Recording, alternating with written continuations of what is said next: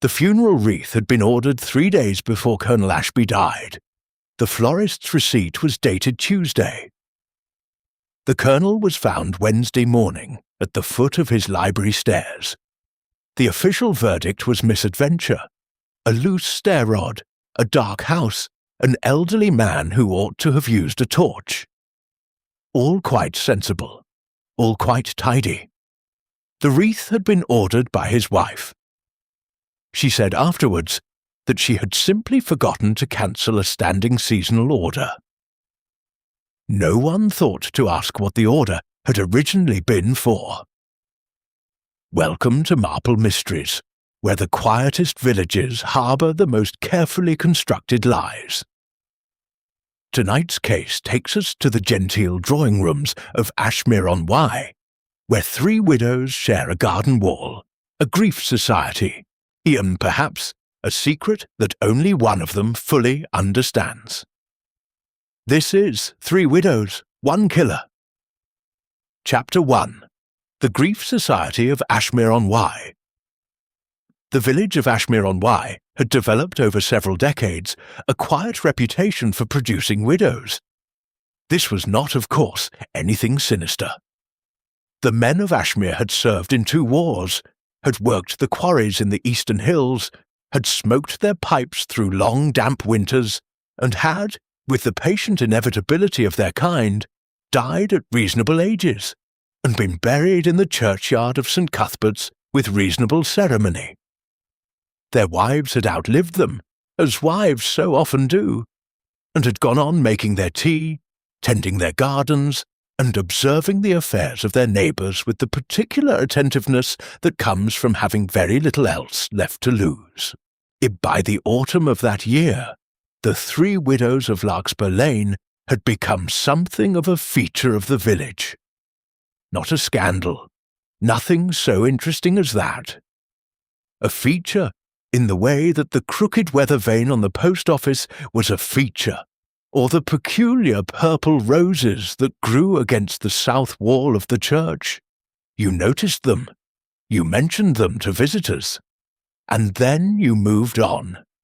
Mrs. Cordelia Ashby occupied Larkspur House, the largest of the 3 properties, and had done so for 11 years since the Colonel's death. She was a tall woman of approximately 65, with the careful posture of someone who had once been told she slouched and had never quite forgiven herself. She wore grey, almost exclusively, not the grey of mourning, but the deliberate, a considered grey of a woman who has decided that other colours ask too much of a person. She was pleasant, precise, and had the unsettling habit of answering questions a moment before they were fully asked. Next door, in the considerably smaller Wisteria cottage, lived Mrs. Harriet Doone. She was younger than Cordelia by perhaps 10 years, rounder in every sense, and given to an enthusiastic sociability that the other 2 widows tolerated with varying degrees of warmth. Her husband, Gerald Doone, had died 4 years ago of heart failure, dramatically at the dining table during a Tuesday supper. Harriet spoke of it often, in the way that people speak of events they have told so many times that the original feeling has long since been replaced by the habit of telling. She kept a tortoiseshell cat named Rembrandt, who sat in the front window and regarded the lane with the expression of a magistrate who has seen everything and been impressed by none of it. The 3rd widow was Mrs. Sylvia Carew, who lived in Ivy End, the narrow stone house at the corner of the lane, and who spoke to almost no one. She had come to Ashmere 6 years ago, after the death of her husband in Hereford, a man of whom very little was known, except that he had been in finance, had kept odd hours, and had left Sylvia rather well provided for. She was slight, dark-haired despite her age, and had a way of appearing in places without quite seeming to have arrived there. The village had decided, after some initial curiosity, that she was simply private, possibly artistic, certainly odd. It was Miss Marple who first noticed that the three women met every Thursday, as she had not come to Ashmere-on-Wye specifically in search of anything. She had come, at the gentle insistence of her niece, to spend a fortnight resting at the Ashmere Arms, a suggestion made on the grounds that the Cotswold air would be beneficial, and accepted on the quieter grounds that Miss Marple had read a small paragraph in the previous month's local gazette that had lodged itself in her mind and refused to depart. The paragraph had concerned the death of one Mr. Thomas Willets, a solicitor of Ashmere, who had been found at the foot of a staircase. Misadventure, a loose rod, a dark house. She had set the gazette down and thought for a long moment about coincidence, about how rarely it deserved the name one gave it. The Thursday meetings were held, she learned from the quite inexhaustible conversational reserves of Mrs. Partridge at the post office in Cordelia Ashby's front sitting room. They had begun apparently as a bereavement support arrangement, some vicar's well-meaning initiative, now long since independent of clerical involvement. They drank tea. They discussed local matters. Occasionally they played cards.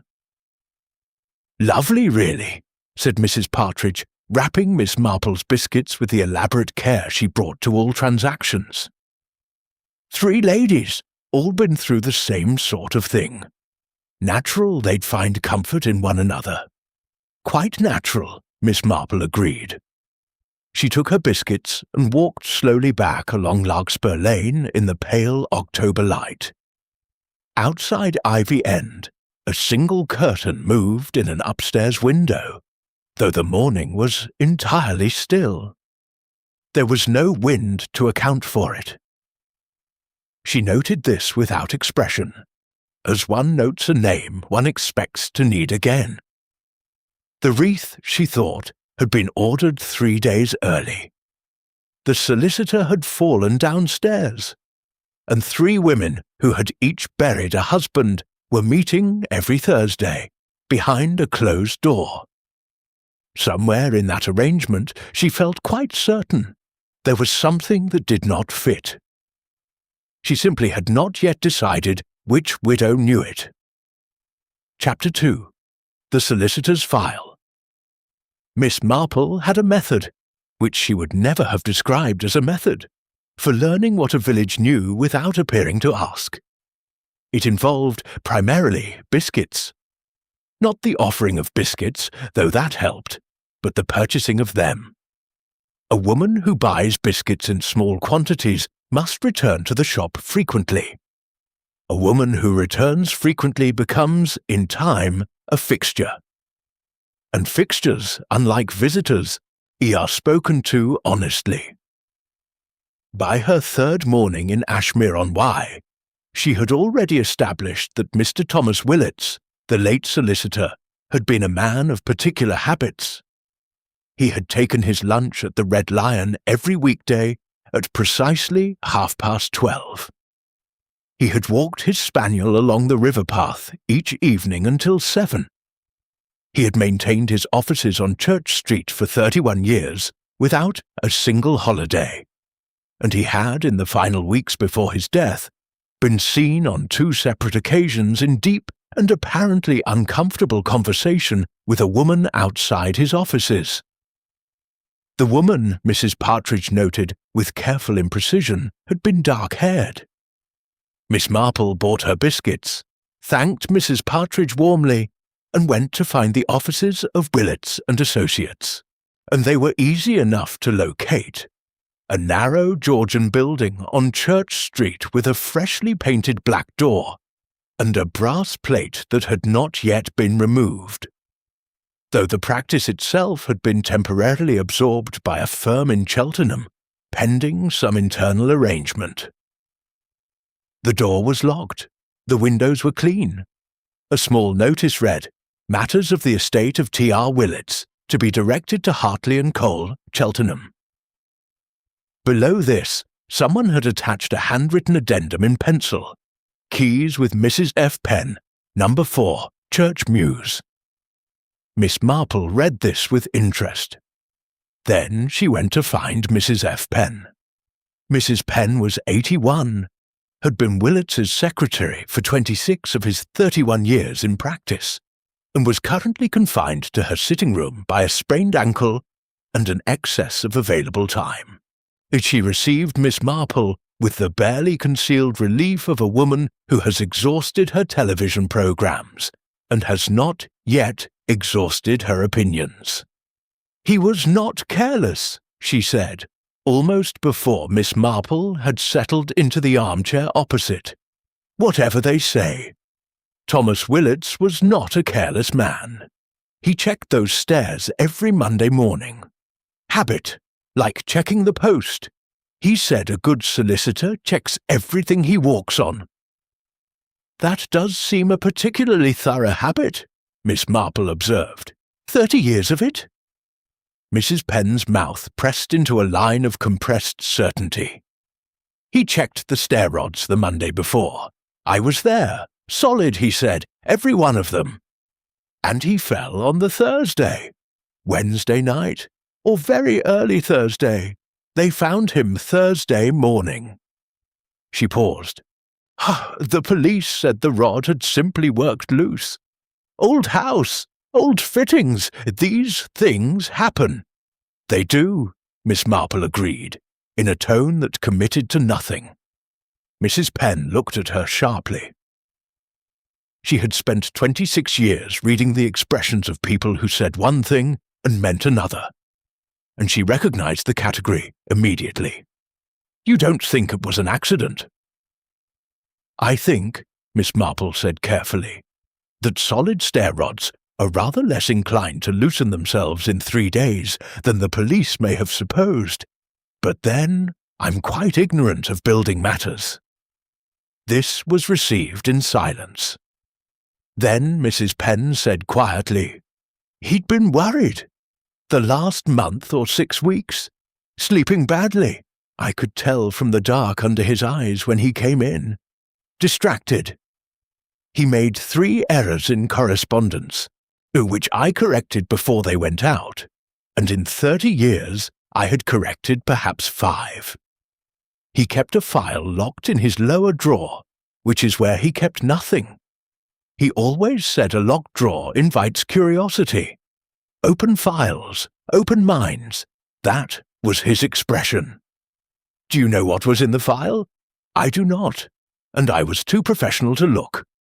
A pause. "Though I did notice it had a green tab. He used green only for property matters. Land, deeds, inheritance." Miss Marple absorbed this quietly, smoothing the fabric of her coat across her knee in the methodical way she had when turning something over in her mind. "Did he have any recent clients connected to Larkspur Lane?" The silence that followed this question was of a different quality than the ones before it. More careful, more aware of its own shape. "Oh, he had clients all over the village," Mrs. Penn said at last. "Of course," Miss Marple smiled pleasantly. "I only ask because I'm staying near there. The lane is rather lovely in autumn. I was curious about the houses, whether they were old properties, that sort of thing." Mrs. Penn's expression suggested she was not entirely persuaded by this explanation, but she answered after a moment. "Larkspur House has been in the Ashby family since the 30s. Mrs. Ashby came to Thomas once, some years back. A matter of the estate. I don't know the detail." She stopped. "He had an appointment the morning he died. 8 o'clock, before regular hours. It was written in his diary. A name, an initial, C.A. Cordelia Ashby." Miss Marple said nothing. She thanked Mrs. Penn for her time and her tea, expressed sympathy for the ankle, and walked back along Church Street through the quiet morning. The appointment had never been kept. Willets had been found at dawn. His visitor, if she had come at all, had never been mentioned to anyone. or had decided, for reasons of her own, not to mention herself. Miss Marple paused outside the locked office and looked at the clean windows. A green-tabbed file, locked in an uncharacteristic drawer. A meeting scheduled with a woman whose husband had also died at the foot of stairs. Coincidence, she thought, was a word invented by people who found patterns uncomfortable. She turned and walked slowly back toward Larkspur Lane. Chapter 3. Thursday Tea. The Thursday meeting was at 3 o'clock. Miss Marple knew this because Mrs. Partridge had mentioned it, because the vicar's wife had confirmed it in passing, and because she had, quite by accident, positioned herself on the bench outside St. Cuthbert's at 2:45 with a small bag of knitting and an unobstructed view of Larkspur Lane. She was not watching. She was simply sitting, as elderly women are entirely entitled to sit, in the mild October sunshine, working on a length of pale blue wool that had been intended for her great-niece's birthday and was already 3 weeks behind schedule. That she happened to be facing the correct direction was a matter of geography rather than design. At 2:51, Harriet Doone came out of Wisteria Cottage wearing a yellow cardigan and carrying a tin that almost certainly contained something baked. She walked the 12 steps to Larkspur House, with the cheerful purposefulness of a woman who considers herself the social engine of any arrangement she belongs to, who knocked twice and was admitted. At 2:57, Sylvia Carew emerged from Ivy End. Miss Marple watched her without appearing to. Sylvia moved differently from Harriet, not hurriedly, not slowly, but with a particular quality of contained attention, as though she were crossing a room she had not fully decided to enter. She wore a dark coat despite the relative warmth of the afternoon. She did not carry anything. She paused, very briefly, at the gate of Larkspur House before going in. Not a hesitation born of uncertainty. Something more deliberate than that, as if she were making a small private decision that had been made before and required, each time, a fresh act of will. The door closed. Miss Marple counted stitches and thought about pauses. She had seen that particular pause before, not the fidgeting reluctance of someone who dislikes where they are going. Rather the careful stillness of someone who must remember, each time they arrive, exactly what they have agreed to be. At 4:20, the door opened again. Harriet came out first, still talking over her shoulder, laughing at something. Then Cordelia, who stood at the door and nodded in the measured way of a hostess who has fulfilled her obligations and is ready to close the house again. Sylvia came last, and said nothing that Miss Marple could distinguish from the distance. She walked back to Ivy End without looking left or right. The curtain in the upper window shifted as she went in, though she had not yet had time to reach the upper floor.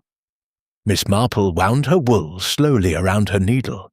Someone else was in that house, or had been.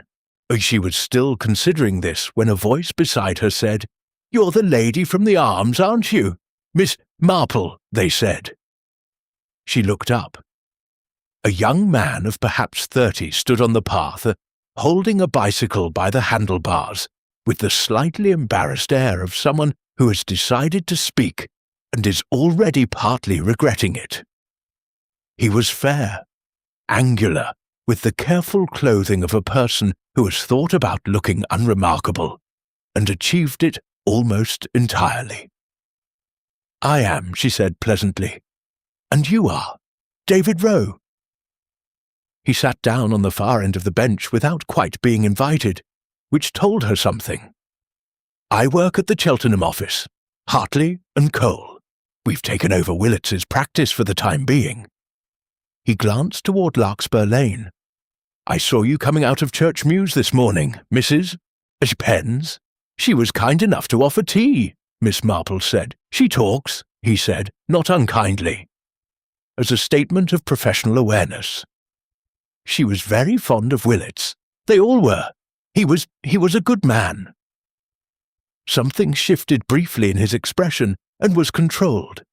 Are you acquainted with anyone in the village, or just visiting? Just visiting, though I find I'm becoming curious about the place. She smiled at him, as one does at my age, when there is very little else to occupy one. He looked at her for a moment with the expression of a man recalibrating. Then, Mrs. Penn told you about the file. It was not a question. Miss Marple neither confirmed nor denied it, which was, in its way, a full answer. David Rowe turned the bicycle handlebars slowly in his hands. We can't find it. We've been through everything in the office. The lower drawer had been cleared. Not broken into, cleared. Properly emptied, key used, relocked. As if the contents had simply been removed and the drawer returned to ordinary use. When was the office last opened before Mr. Willits was found? Tuesday evening, a client visit late. The cleaner came Wednesday morning and said everything looked normal. Willits was found Wednesday night, or early Thursday. Sometime in that window, the drawer was accessed. He paused. Willits had a spare key. He kept it at home. The house has been gone through. The Cheltenham office arranged it. No spare key, and nothing in the house that explains what the file contained. Miss Marple looked at the closed door of Larkspur House. The 8 o'clock appointment, she said quietly. At CA. David stared at her. She never came forward. No, Miss Marple agreed. She did not. A crow landed on the churchyard wall and regarded them both with the blunt assessment of a creature that has no interest in social grace. Then it flew away over the elms toward Larkspur Lane, as if it had heard enough. Miss Marple watched it go. The file was gone. The key was gone. And somewhere inside Larkspur House, 3 widows were finishing their Thursday tea. One of them, she thought, had been very busy on Wednesday night. The question, and it was not the only question, merely the most immediate, was whether the other 2 knew it. Chapter 4. The Colonel's Stairs. Miss Marple had asked at breakfast whether anyone in the village did occasional gardening work. The question had been directed at Mrs. Hobbs, who managed the Ashmere Arms with the particular authority of a woman who considers all information within a half-mile radius to be rightfully hers. Mrs. Hobbs had produced, after some deliberation, the name of a Mr. Arthur Crisp, semi-retired, reliable, and possessed of a van which he used for transporting tools, and, less officially, village gossip from one end of Ashmere to the other. He arrived at 9, looked at the small patch of garden behind the arms that Miss Marple had indicated, and accepted her offer of coffee with the enthusiasm of a man who had come less for the gardening than the conversation. "You'll be wanting to know about the lane," he said, settling into the kitchen chair with the ease of prior acquaintance. "I'm interested in the houses," she said, "Larkspur House particularly. I understand it's quite old. 30s build, the main part. Colonel Ashby put the east wing on in 54. Cost him, that did." Arthur wrapped both hands around his mug. "I did the hedges there for 12 years, until after the Colonel died. Mrs. Ashby took the garden management in-house after that. Her words, in-house, means she didn't want me about." "Did she say why?" "Didn't need to. She changed the locks on the garden gate the same week she gave me notice. New locks, new code on the side door." He shrugged without apparent resentment. "Some people, when they're in grief, they clear the house of everything that knew their husband. Fair enough, I suppose. Miss Marple considered this. The Colonel. He died at the foot of the stairs, I believe. Library stairs. Yes. Arthur's expression underwent a slight adjustment. Not discomfort precisely, but the careful recalibration of someone approaching. A subject they have approached before and found uneven. Bad business, though they said it was the rod. The stair rod. Middle one. Came loose, apparently. I always thought it peculiar, but those were good rods. Brass. I'd seen them close enough, carrying things through from the garden when the Colonel wanted pots moved to the library. Heavy old things, proper fittings. The sort that don't simply go. But they did go, Miss Marple said gently. They did go, he agreed. And then into his coffee. 4 weeks after the Colonel's funeral, Mrs. Ashby had the entire staircase refitted, every rod replaced, new carpet runner, new fixings, whole job. He paused. I heard it from the man who did it, my chap from Cirencester. He told his cousin, who told my wife. He said when he took the old rods out, only one was actually damaged. The rest were perfectly sound. And the damaged one, the middle one, he said it looked less like wear and more like it had been worked on. His word, worked on. The kitchen was quiet for a moment, except for the distant sound of Mrs. Hobbs moving something heavy in the dining room. Did he report this? Miss Marple asked. He mentioned it. To who? I don't know. Nothing came of it. By then the inquest was closed, and the Colonel was 3 weeks in the ground. Arthur set down his mug, and Mrs. Ashby was, well, she was generous, put it that way. Very generous to the people who did work for her after he died. The man from Cirencester had a very good Christmas that year, from what I gathered. Miss Marple absorbed this carefully and without visible reaction, which was itself a kind of reaction. She had known, in a general sense, that money was the simplest way of persuading people to be uncertain about what they had seen. She had not expected to find it quite so close to the surface. What was the Colonel like? She asked, shifting tone with deliberate casualness. Arthur thought about this with genuine consideration. Decent enough man. Bit formal. Kept to himself mostly, later years. He and Mrs. Ashby, they weren't what you'd call warm, but they weren't cold either. Comfortable, I'd say, the way some long marriages go. Two people who've arranged themselves around each other. A pause. Though in the last year, I noticed things. Arguments, maybe. Or something like arguments, not shouting. Nothing like that. More like long silences after doors closed, and visitors I didn't recognize. What sort of visitors? A man, youngish, dark coat. Came 3 times that I saw.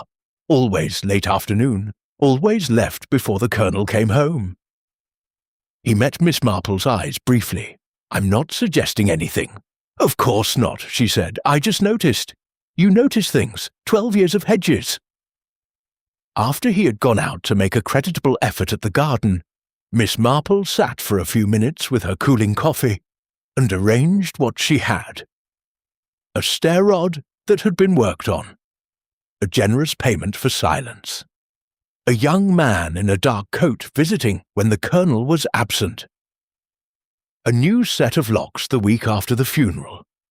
And Cordelia Ashby, 11 years later, with an 8 o'clock appointment she had never kept, in the diary of a solicitor, now dead at the foot of his own stairs.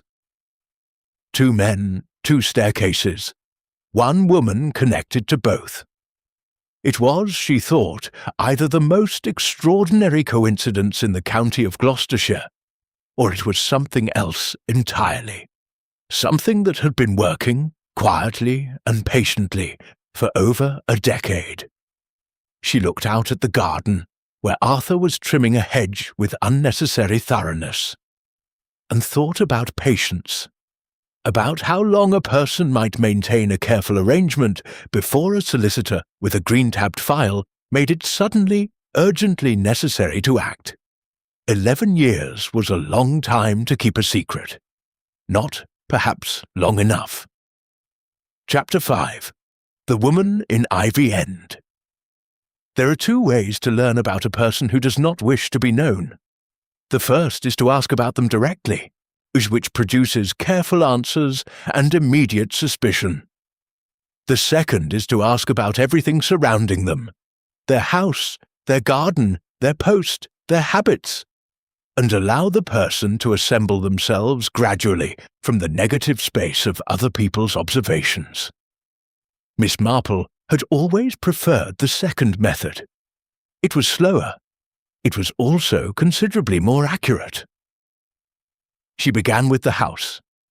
Ivy End was the oldest property on Larkspur Lane by some margin, a narrow stone building of probable 17th century origin that had been added to badly in 2 subsequent centuries, producing a structure that looked less designed than accumulated.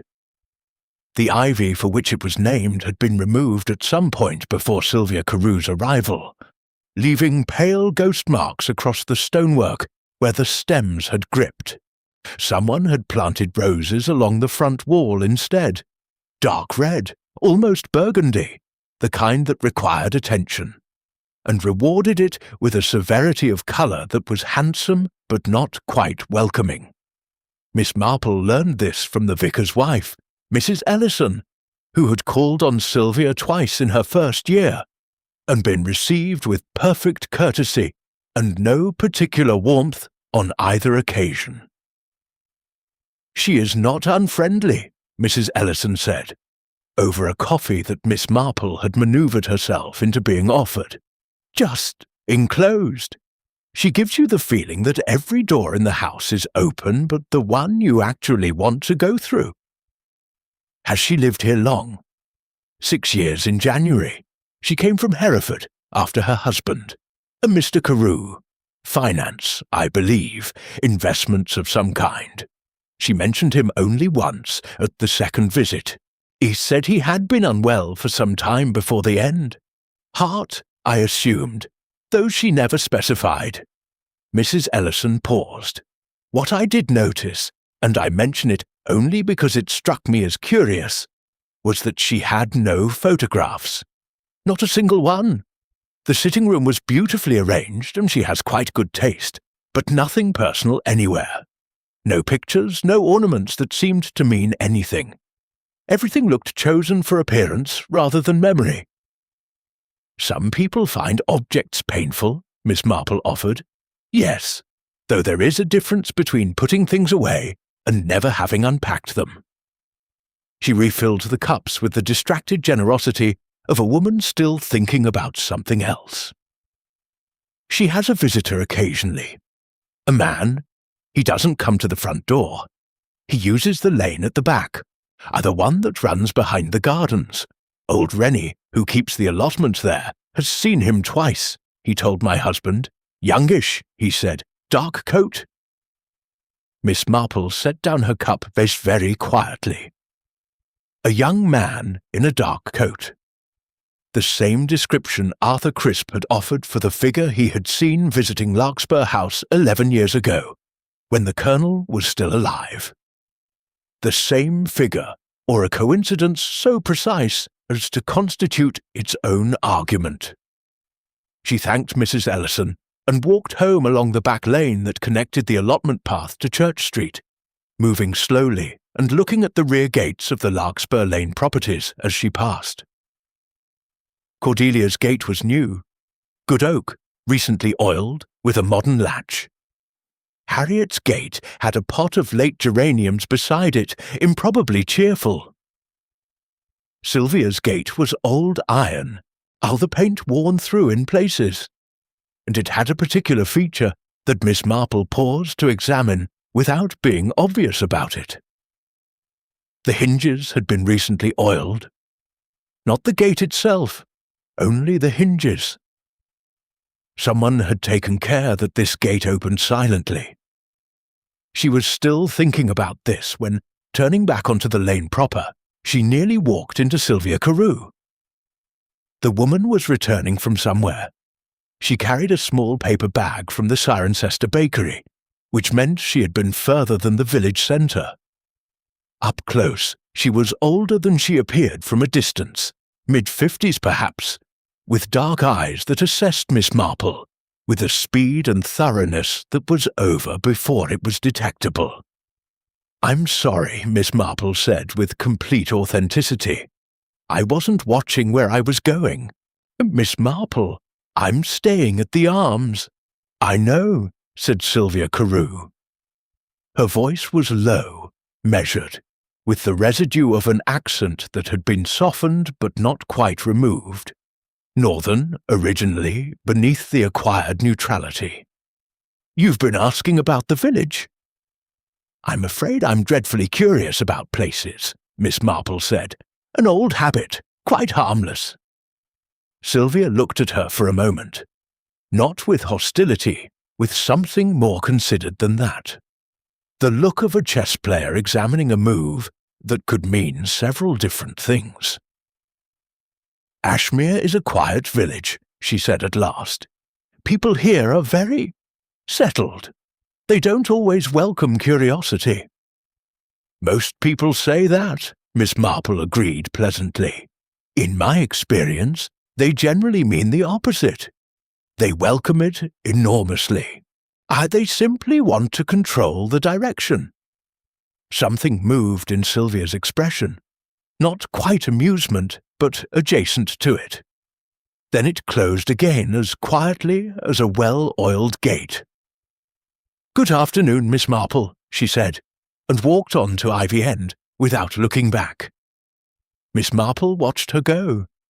The dark coat, the careful pace, the eyes that had read her entirely in under 3 seconds and given nothing in return. She thought about the roses on the front wall. Dark red, chosen for appearance rather than memory. And about doors that appeared open until you tried them. Then she thought about Gerald Doone, who had died at a Tuesday supper, and wondered whether anyone had ever looked very closely at what he had eaten. Chapter 6. The Tuesday Supper. Gerald Doone had died on a Tuesday at his own dining table of heart failure. Miss Marple had repeated this fact to herself several times over the previous 2 days, in the way she repeated things that appeared simple and felt complicated. Heart failure was, medically speaking, the cause of almost every death. The heart failed because something else had failed first, or been made to fail. It was the word Tuesday that interested her more. Not the day itself, but Harriet's relationship with it. She told the story of Gerald's death every time in exactly the same way. Same words, same sequence, same small dramatic pause before the phrase at the table. Miss Marple had heard 3 separate versions over 4 days, once from Mrs. Partridge, once from Mrs. Ellison, and once from Harriet herself, at an accidental meeting outside the greengrocer's. All 3 versions were identical. Not similar, identical. The phrasing, the timing, the precise arrangement of detail. People who told true stories from memory varied them. Small things shifted. The day became approximate, the location slightly different, the sequence reordered. Only rehearsed stories stayed perfectly still. The greengrocer was a Mr. Frank Loomis, a lean, permanently preoccupied man who ran his shop with the grim efficiency of someone fighting a war of attrition against spoilage. He had known Gerald Doone moderately well. The Doones had been customers for the entirety of their 6 years in Ashmere, before Gerald died. "Perfectly healthy-looking man," he told Miss Marple, who had asked about him in the context of expressing general curiosity about village history. A pretense that she had found required less effort with each passing day. "Not young, mind, mid-60s, but solid. He walked everywhere, didn't drink particularly. Came in himself most Saturdays for the vegetables. She sometimes came with him, sometimes not. He did the shopping. Often enough. Particular about his food, actually. Knew what he wanted. Good habits. A pause while he reorganized a row of onions with unnecessary precision. What I remember is that the week before he died, he came in on a Thursday, which was unusual. He was a Saturday man, and he was out of sorts. Not ill-looking, troubled-looking, different thing. Did he say anything? He asked me something odd. He asked whether I stocked a particular kind of mushroom. I won't recall the exact name, something French-sounding. I said no. We kept standard varieties. He'd have to go to Cheltenham for anything exotic. He nodded and left without buying anything, which had never happened before. Frank Loomis looked at her sidelong, and then the following Tuesday he was dead. Miss Marple bought carrots and a small cabbage and walked to the library. The Ashmere Public Library was a single room above the community hall, staffed on alternating days by a retired schoolteacher named Miss Holt, who was everything a librarian should be: precise, well-read, and constitutionally incapable of minding her own business. She found what Miss Marple needed in 12 minutes and placed it on the table with the quiet satisfaction of professional competence. A reference volume on toxic plants and fungi, and a regional foraging guide covering the Cotswold and Gloucester valleys. Miss Marple read for 40 minutes. Then she returned both books, thanked Miss Holt, and sat for a while on the steps outside in the pale afternoon light. Galerina marginata, sometimes called the funeral bell. A small brown mushroom, easily mistaken for edible varieties, fatal in sufficient quantity, producing symptoms, nausea, abdominal pain, liver failure, cardiac arrest, that presented across several days and were, in a patient without prior suspicion, readily attributed to natural causes. It had no reliable antidote. Its effects at lower doses delivered gradually could simulate the progressive deterioration of an already stressed heart. It grew in woodland areas throughout the Cotswolds. Gerald Doone had asked 3 days before his death about exotic mushrooms, had been told they were unavailable locally, had died at a Tuesday supper, having apparently eaten something his wife had prepared. Harriet, who kept a kitchen garden, who baked things to carry to Thursday meetings, who lived 3 steps from a gate that backed onto the allotment path, the same path where old Rennie had twice seen a young man in a dark coat visiting Sylvia Carew. The question that arranged itself in Miss Marple's mind was not whether Harriet had done something. The question was whether Harriet had done it alone, or whether she had been, in some arrangement that was growing more visible and more disturbing with each day, guided. She thought about the 3 women, their very different personalities. Cordelia, controlled, precise, already in possession of an 11-year-old secret. Sylvia, contained, watchful, connected by a silently oiled gate to a visitor no one was supposed to know about.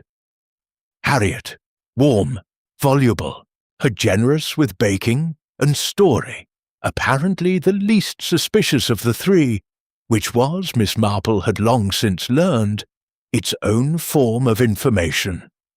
Grief societies were not unusual. Women who had lost husbands often found one another, found comfort in shared experience, found the particular relief of speaking honestly among those who understood. This was natural. This was kind.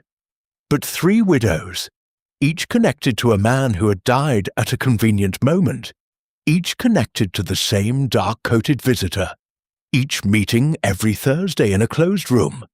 That was no longer a grief society. That was something with a structure, something with a logic. And logic, in Miss Marple's considerable experience, meant someone had been in charge of it from the beginning. She looked back toward Larkspur Lane and thought about Cordelia Ashby, who had ordered a funeral wreath 3 days early. Not grief, not forgetfulness, preparation. Chapter 7. The Man from Hereford. David Rowe found her. She had not expected that.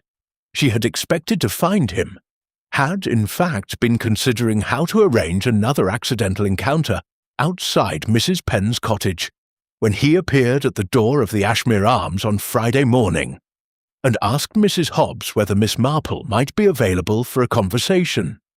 The phrasing, Mrs. Hobbs reported with considerable interest, had been quite formal, as if it were a professional visit. He was waiting in the small front parlour that the Arms kept for guests, turning his hat in his hands in the manner of a man who has decided to do something and is managing his nerves about it. He stood when she came in, which she noted, and younger people did not always remember to stand. "I've found something," he said before she had fully sat down. Then, collecting himself, "I apologize. I should explain. I've been going through Willets's correspondence. The Cheltenham office requested a full inventory before the practice can be formally wound up. Letters, contracts, everything. It's taken time because Willets kept paper records for everything, entirely paper, nothing digital, which was either admirable or inconvenient, depending on how you feel about the last 30 years. "What did you find?" Miss Marple asked. He opened the leather case beside his chair and produced a letter. Not an original, a photocopy, she noted, which meant he had preserved the original elsewhere. Sensible boy. And he set it on the table between them with the careful deliberateness of someone delivering something that cannot be taken back. It was dated 14 months ago. Addressed to Willets from a solicitor's firm in Hereford, Pemberton and Associates. The language was professional and opaque in the way that legal correspondence is opaque when it is trying very hard not to say what it means. Miss Marple read it twice. The substance extracted from its careful wrapping was this. The firm of Pemberton and Associates had reason to believe that a client of theirs, unnamed, referred to only as the party, had certain interests in common with clients of Willets's practice in the Ashmere area. They were writing to establish whether Willets had any relevant documentation pertaining to the estate of a Mr. R. Carew, deceased, of Hereford, and they were particularly interested in any property deeds or trust arrangements that might have been transferred or obscured in the 2 years preceding Mr. Carew's death.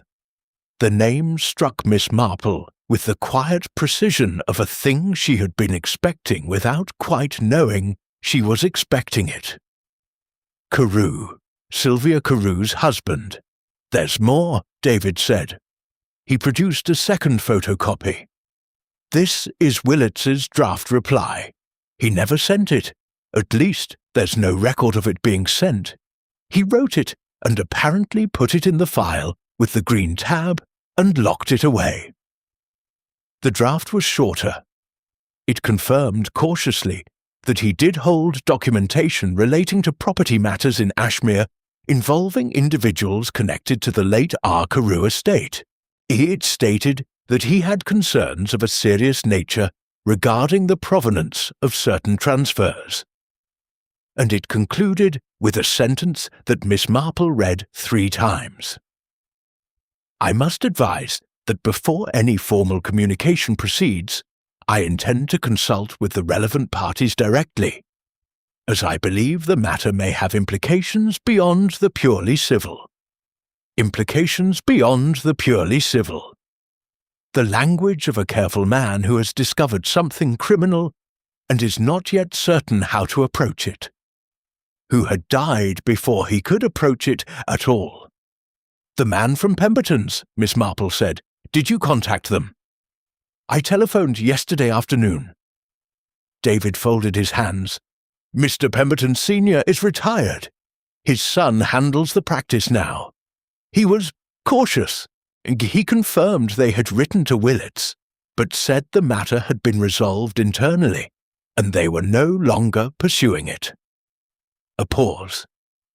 When I asked what internally meant, he said he wasn't able to discuss the details of a client's affairs. And then he asked me, rather pointedly, whether I was calling in a professional or personal capacity. "What did you say?" I said professional. He said in that case he'd appreciate receiving anything in writing and rang off. David looked at the letters on the table. Someone got to him. Or to his client. Someone resolved whatever Pemberton was investigating, and did it quietly, and did it around the same time Willits was preparing to act. Miss Marple was quiet for a moment. Outside, a cart went past on the lane, its wheels on the old cobbles making a slow, deliberate sound. "Ah, the property deeds," she said at last. "The Carew estate. Do you know what property is involved?" "That's the part I can't access directly. Carew died in Hereford. His estate was local to there, and Pemberton's records are private." He hesitated, "But I did find one thing. In Willits's correspondence archive from 7 years ago. A deed of transfer, a property in the Ashmere area, not land, a house, transferred from a holding company to an individual purchaser." He looked at her steadily. The holding company's registered address was in Hereford. The individual purchaser was a Mrs. S. Carew. Ivy End. Sylvia Carew had not bought her house. It had been transferred to her, from a company connected to her dead husband's estate, through the hands of a solicitor who was now dead. And before that, through the file of a Hereford firm that had abruptly stopped asking questions. Miss Marple thought about the dark red roses on the front wall, chosen for appearance rather than memory, about the oiled gate, the man in the dark coat, the photographs that were never unpacked. Sylvia Carew had not come to Ashmere because she liked the village. She had come because something was here that she needed to be near. The question was whether that something was a person or a secret. In Miss Marple's experience, those two things were very often the same. Chapter 8. What Harriet knew. Miss Marple had decided by Saturday morning that it was time to speak to Harriet Doone. Not about mushrooms, not about Gerald, not about anything that would cause a careful woman to become more careful. She would speak to Harriet about knitting, which was the most reliable conversational instrument she possessed, because it suggested a mind occupied with wool rather than murder. And because Harriet Doone was precisely the sort of woman who believed that a shared domestic interest constituted an immediate and unconditional friendship. She knocked on the door of Wisteria Cottage at 10:30, carrying her knitting bag and wearing her most unthreatening cardigan, which was saying something, as they were all fairly unthreatening. Harriet opened the door with the expression of a woman who has been hoping for company and is trying not to show the extent of it. She was wearing a flour-dusted apron over a cheerful print dress, and she smelled of warm butter and something with cinnamon.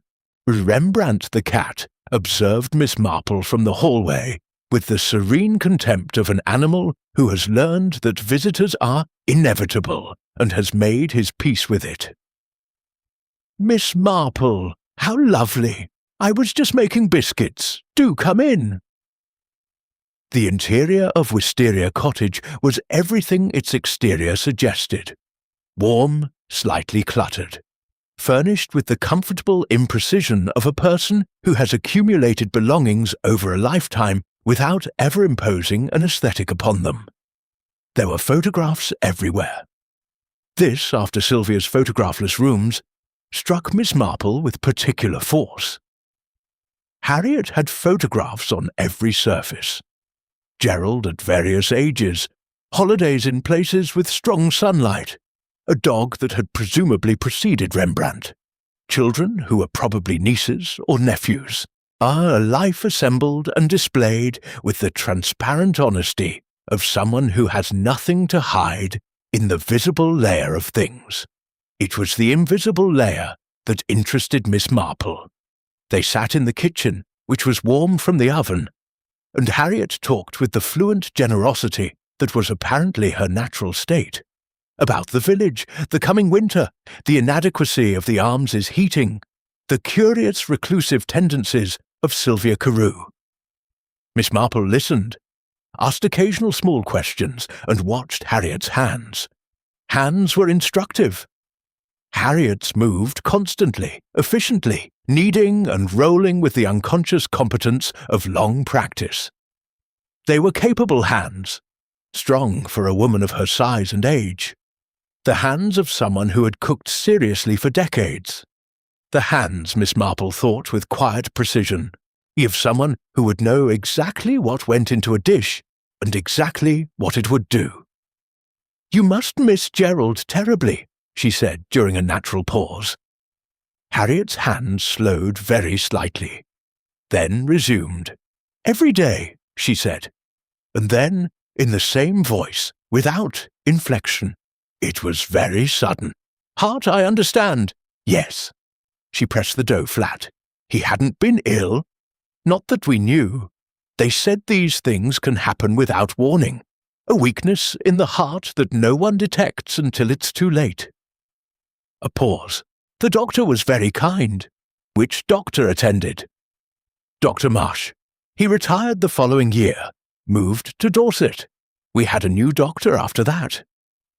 She said this without apparent significance, in the tone of a woman noting an administrative change.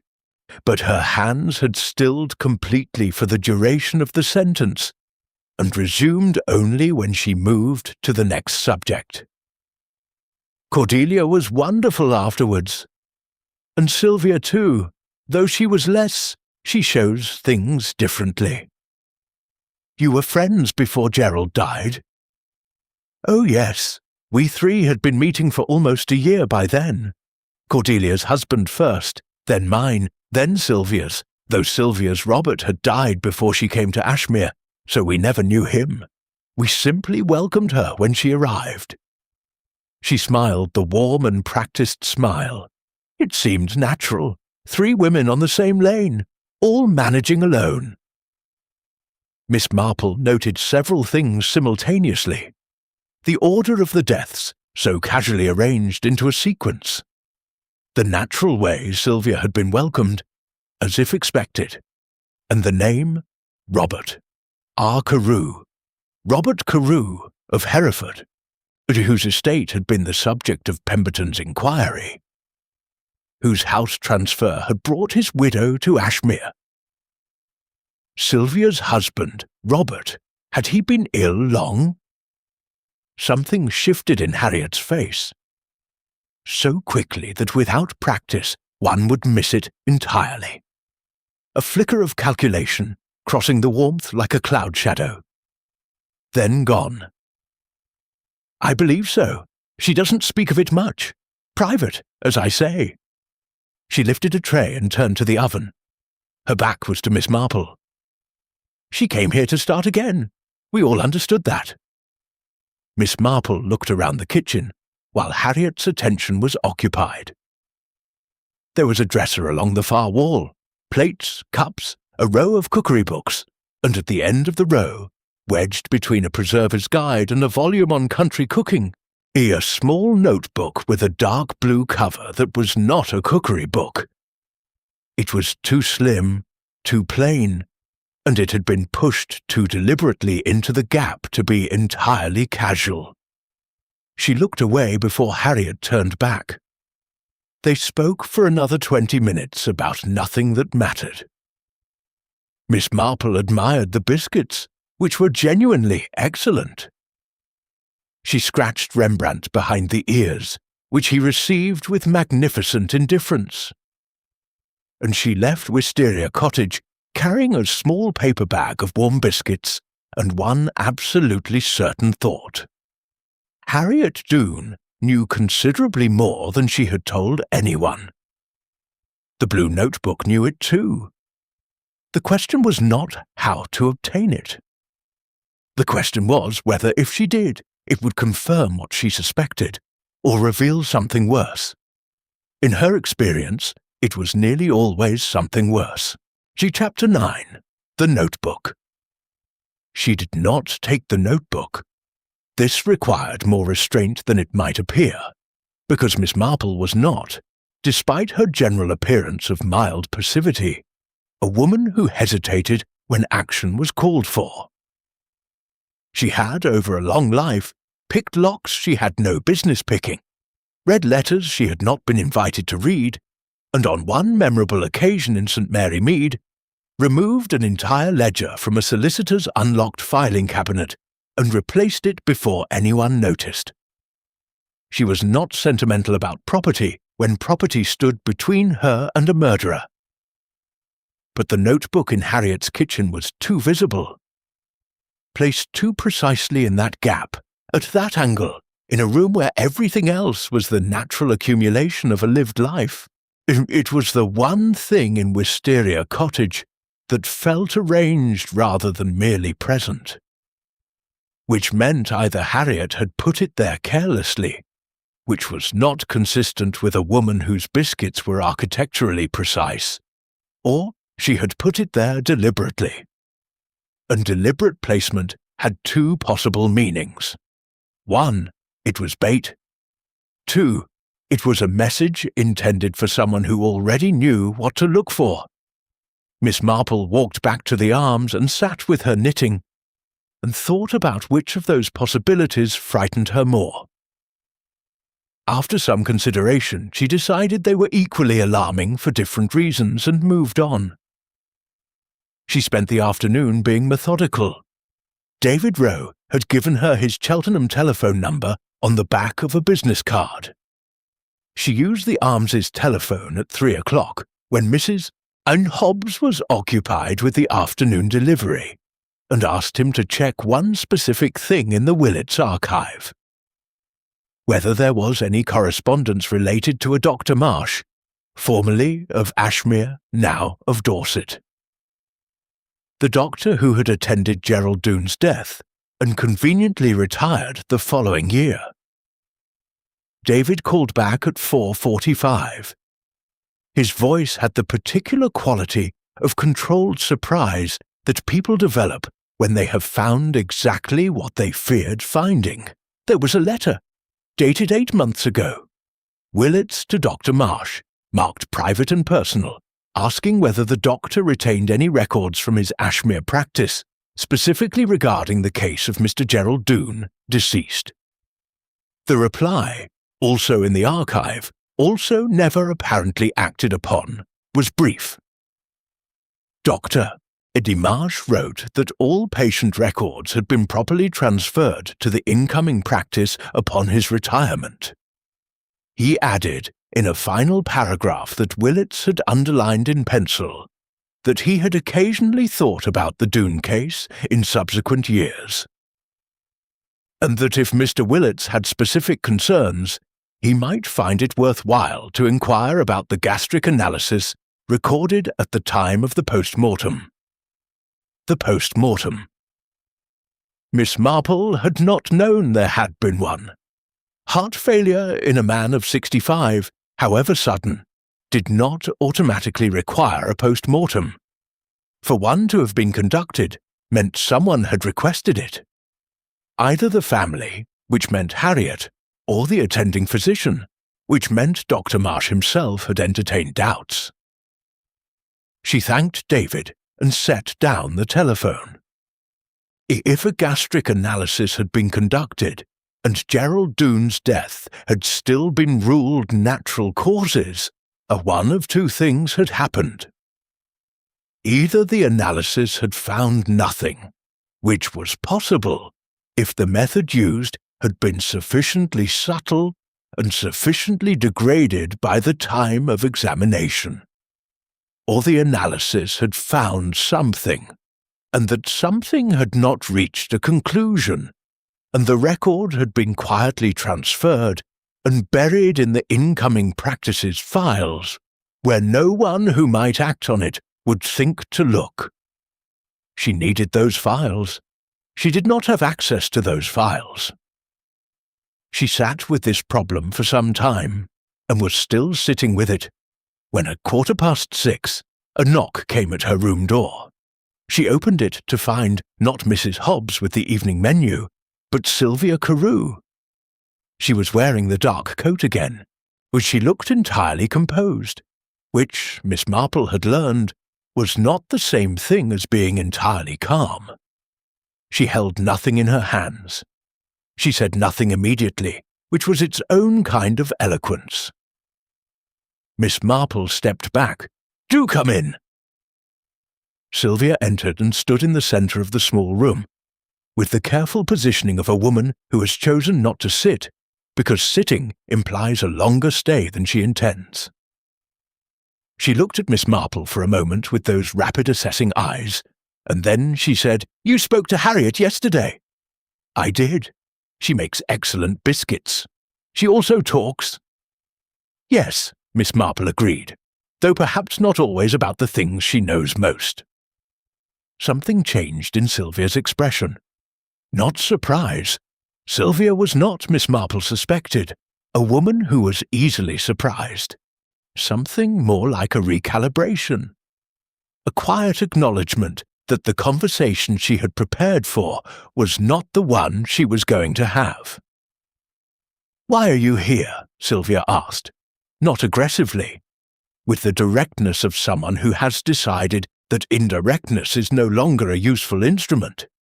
"I'm resting," Miss Marple said, "at the recommendation of my niece." "You are investigating." She said it flatly, without accusation, as a statement of observed fact. Miss Marple looked at her steadily. "I am paying attention," she said, "which is, I find, occasionally the same thing."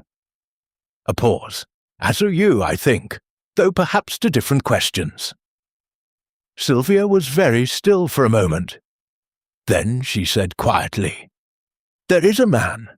He will come to the lane tonight, to the back gate of Ivy End." She met Miss Marple's eyes directly. "I think you should know that I did not invite him." Then she turned and left, closing the door behind her with the silence of something very carefully managed. Miss Marple stood in the centre of her room and listened to her own heartbeat for a moment. Tonight, then. Chapter 10. The Back Lane. Miss Marple did not go to the back lane immediately.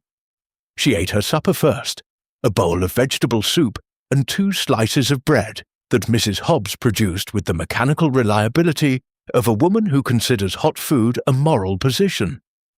And she sat at the small table in her room and thought carefully about what Sylvia Carew had just done. She had delivered information. Voluntarily, unprompted, at personal risk. She had identified a specific time and location, and she had been precise about one thing only, that the man had not been invited, which was the single detail most calculated to separate herself from whatever was about to happen. And then she had left without asking for anything in return, without explanation, without discussion. That was not the behaviour of a woman issuing a warning out of civic conscience. That was the behaviour of a woman managing a situation that had become unmanageable by other means. Something had changed. Something had shifted the calculation sufficiently that Sylvia, careful, contained, strategic Sylvia, had decided that Miss Marple was a less dangerous variable than the alternative, which meant the alternative had become very dangerous indeed. She finished her soup, put on her warmest coat, told Mrs. Hobbs she was taking a short evening walk for the air, He had received the sceptical but non-interfering acknowledgement of a woman who has learned that guests will do as they please, and the most one can do is ensure they sign the register correctly. The back lane ran parallel to Larkspur Lane proper, separated from the rear gardens by a narrow service path used primarily by the allotment holders and, apparently, by men in dark coats who preferred not to be seen. It was accessed from Church Street through a gap between the community hall and the old stable building, and it was, at 8 o'clock on an October evening, comprehensively unlit. Miss Marple had brought a small torch, which she used only twice, once to establish the surface of the path, and once to read the gate numbers, which had been painted on the wooden posts with varying degrees of commitment, and she positioned herself in the shadow of a large elder tree that grew at the allotment boundary, from which she had a direct view of Ivy End's iron gate, and she waited with the practiced patience of a woman who had spent decades waiting for things to reveal themselves. She did not wait long. He came at 8:23. She heard him before she saw him, the careful tread of someone trying to be quiet, rather than the natural quiet of someone who actually was. He came from the Church Street end, moving along the path with a small torch of his own held low, wearing, she confirmed with a certain grim satisfaction, a dark coat. He was younger than she had expected from the accumulated descriptions. Mid-30s, perhaps. Lean, with a sharpness of feature that was legible even at this distance and this light. He moved to the iron gate of Ivy End with the ease of someone who had done it before, reached for the latch, and stopped. The gate was padlocked. He stood for a moment, and she could see from the set of his shoulders the specific quality of a person processing an unexpected obstacle. Then he stepped back, looked up at the rear windows of Ivy End, and waited. No lights came on. Nothing moved. He turned, and in doing so swept his torch briefly across the path, and stopped again, because Miss Marple had stepped forward from the shadow of the elder tree, and was standing in the middle of the path, with her hands folded in front of her, and an expression of mild but absolute composure. The silence lasted rather longer than comfortable. "I think," said Miss Marple, "that you had better tell me who sent you." He stared at her. The torch in his hand made the light uneven, catching the lower half of his face while leaving his eyes in shadow. His free hand moved very slightly at his side, not toward anything. The reflex motion of a man deciding whether to run. "I'm not the police," she added, which may or may not be reassuring, depending on your position.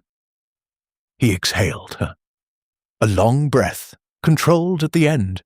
"Who are you?" "My name is Marple. I'm staying at the Arms." A pause. "You've visited this lane before.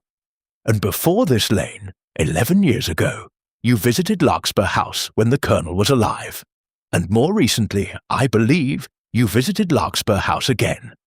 You are connected to the Carew estate in Hereford, and to a solicitor named Willets who is dead, and to a Hereford firm named Pemberton and Associates, who have stopped asking questions they should not have stopped asking." She let this settle. "I have constructed rather a lot of that from fragments. I would prefer, for accuracy's sake, to hear the actual version." He looked at her for a long time. Then he put the torch in his coat pocket and said quite quietly, "My name is Marcus Carew. Robert Carew was my father." The night was very still. From somewhere near the allotment, a fox moved through dry leaves with a sound like a slow exhale. "Your father," Miss Marple said. "And Sylvia Carew?" "My stepmother." His voice had a flat, careful quality.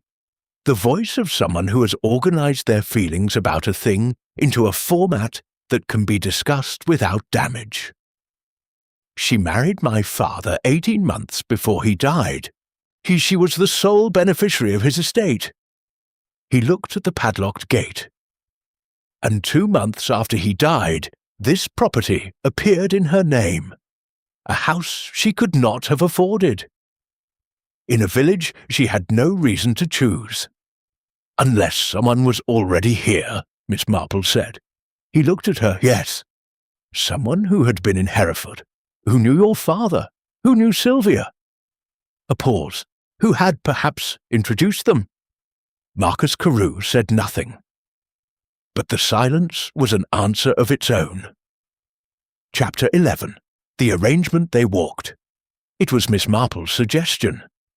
Standing in a dark lane beside a padlocked gate was, she felt, an arrangement that suited neither conversation nor safety. And Marcus Carew had the look of a man who would speak more honestly while moving than while standing still.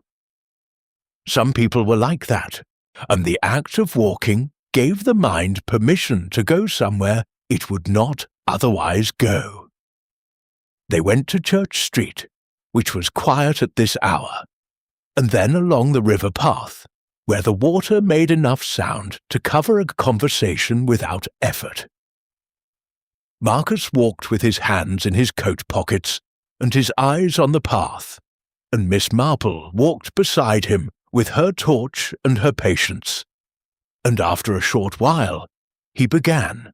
His father, Robert Carew, had been a financial consultant of moderate success and immoderate trust. He had built his practice over 30 years on personal relationships, clients who came through recommendation, who stayed through loyalty, who believed in him because he had never given them reason not to.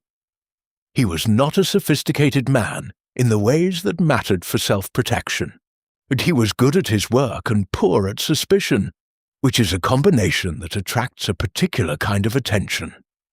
The woman had come through a client referral. This was in Hereford, 8 years ago. She had presented herself as a widow of modest means, seeking advice on a small inheritance. Nothing complex, nothing that should have occupied more than 2 or 3 meetings. But she had been charming. And Robert Carew had been recently widowed himself. And the meetings had extended beyond their professional necessity into something warmer. He told me about her, Marcus said, 3 months after they met. He was cautious in how he said it. He knew I would have reservations. She was younger than him. She had appeared rather suddenly, and she was very attentive in the way that people are sometimes attentive when they want something. A pause above the river. But he was lonely. My mother had been dead 2 years, and he had not managed it well. I said what I could without saying what I actually thought, and he heard what he wanted to hear. They married 14 months later. Marcus had attended the wedding with the polite misery of a son who has exhausted his arguments. He had watched his father settle into a contentment that appeared genuine, and had tried, with incomplete success, to revise his opinion of Sylvia accordingly. And then, 8 months into the marriage, his father had begun to decline. Not dramatically, not in any way that announced itself clearly. A fatigue that the doctor attributed to age, a loss of appetite that was attributed to a stomach complaint, a gradual dimming, over several months, of a man who had been, until very recently, vigorous and sharp.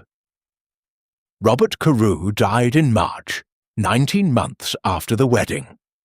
Cardiac failure, multi-organ involvement, consistent with prolonged systemic stress. The death certificate said natural causes. Marcus had stood at the grave and known, without evidence, without specificity, that it was not. I hired a private inquiry agent, he said, 18 months ago.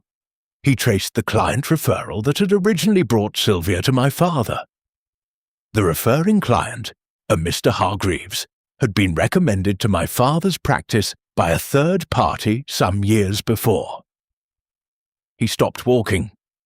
That third party was a woman in the Cotswolds, a property consultant she had described herself as. Her name at that time was given as C. I Hartley. Miss Marple was very still.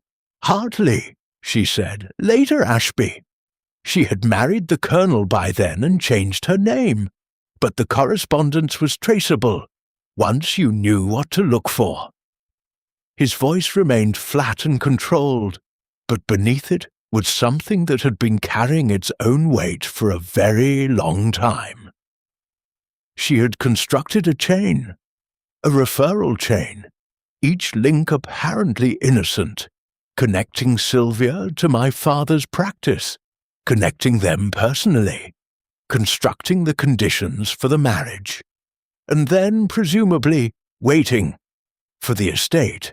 My father was not a rich man, but he was comfortable.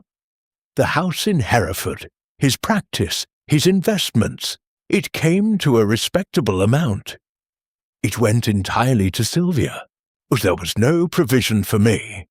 He had always intended to update his will after the marriage and never did, or was prevented from doing it. A pause. The house here, Ivy End, was bought with estate money, transferred through a holding company that Pemberton's traced back to a property arrangement set up originally by Cordelia Ashby. The river moved quietly past them in the darkness. She managed it, Miss Marple said. Not a question. Cordelia Ashby managed all of it.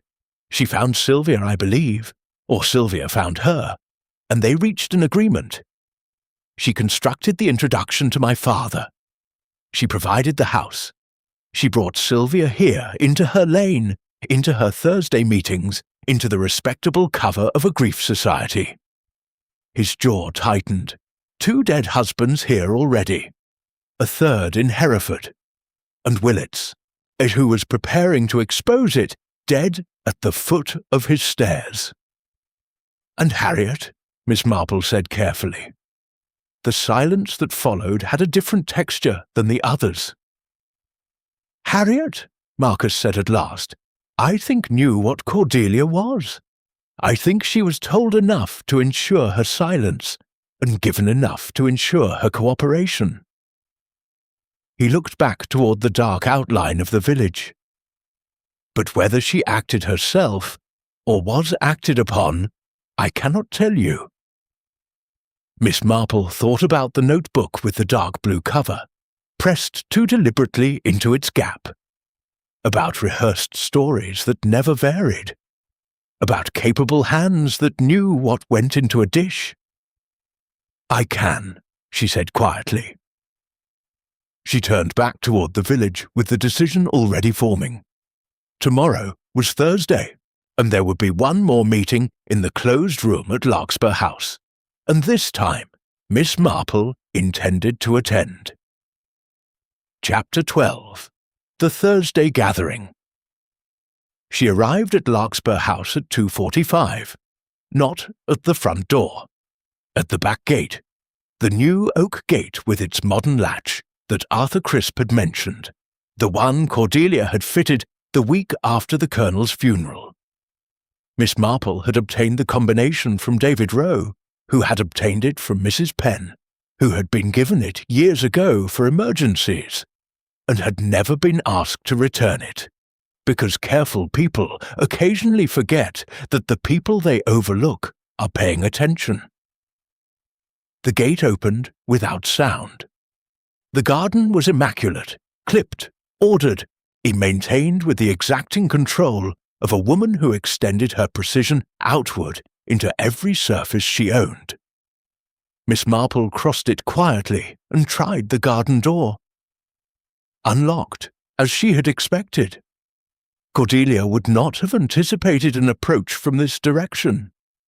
She anticipated most things, but not perhaps a woman of 74, entering through the back garden at 2:45 on a Thursday afternoon. The house was quiet. She moved through the kitchen. Spotless, scentless, the kitchen of someone who cooked without pleasure, and into the hallway and chose the sitting room door and opened it. All three widows were already there. Harriet sat nearest the fireplace, her hands wrapped around her teacup with the tight grip of someone managing considerable internal weather. Sylvia sat to the left, very upright, very still, and with the expression of a woman who has made a decision and is living in the moments before its consequences arrive. Cordelia stood at the window with her back to the room, looking out at the lane in the grey that she always wore, with the posture that never faltered. She turned when Miss Marple entered. Her expression did not change. This, more than anything, told Miss Marple everything she had not yet confirmed. Harriet made a small sound. Sylvia looked at her hands. "Miss Marple," Cordelia said, "perfectly pleasant, perfectly measured. What an unexpected visit." "I apologize for the intrusion," Miss Marple said, and sat in the empty chair with the unhurried certainty of someone who has been expected, even if not invited. "I thought it best that we spoke together, all four of us, before the police arrive." The room was very quiet. "The police," Cordelia said. "Inspector Graves, from Cheltenham. He is currently at the offices of Hartley and Cole, reviewing correspondence provided by Mr. David Rowe, which includes letters between Willets and Pemberton and Associates of Hereford, a deed of transfer for this property connecting it to the Carew estate, and a draft letter indicating that Willets had identified a pattern of arranged marriages, inheritance transfers, and deaths that he was preparing to bring to official attention." She folded her hands. "Marcus Carew spoke to the inspector this morning. He has been rather thorough." Harriet's teacup rattled against its saucer. "You constructed it carefully," Miss Marple continued, addressing Cordelia with the even tone she reserved for things that required absolute steadiness. "The Colonel first, 11 years ago, a stair rod that had been worked on. A wreath ordered 3 days early. A generous payment to the man from Cirencester who noticed too much. You were very patient. You established yourself as a widow of impeccable character, founded a grief society that provided both cover and community, and then you expanded." Cordelia said nothing. Her posture did not change by a single degree. "You found Sylvia, or she found you. The arrangement there is, I think, more equal than it appears. You constructed the introduction to Robert Carew in Hereford through a referral chain that appeared entirely innocent. You provided the house here through a holding company that has now been traced. And when Robert Carew declined and died, and Sylvia returned with her inheritance, you brought her into your lane, your meetings, your respectable arrangement, and the pattern continued." A pause. "Gerald Doone was the second death here. Harriet's husband. The mushroom was not exotic. Gallerina marginata grows in the Cotswold woods quite readily.